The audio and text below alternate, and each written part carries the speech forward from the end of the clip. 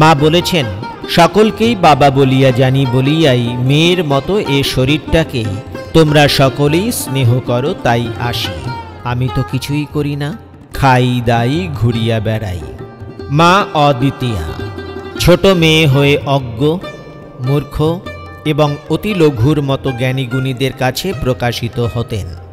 মা বিশুদ্ধানন্দজি, গোপীনাথ কবিরাজ, হরিবাবা, মহানামব্রত ব্রহ্মচারী প্রভৃতির কাছে ছোট মেয়ে হয়ে শিক্ষার্থিনীর মতো যে ভাব দেখিয়েছেন তা অবর্ণনীয়।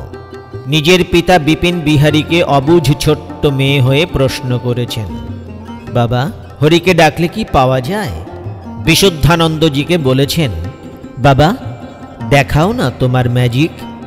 বাংলার তথা ভারতের মাতৃ সাধনার যে চিরন্তন রূপ যুগ যুগ ধরে গৃহী আর সন্ন্যাসীদের মধ্যে প্রচলিত, তারই প্রকাশ ঘটালো ছোট্ট মেয়ের মধ্যে।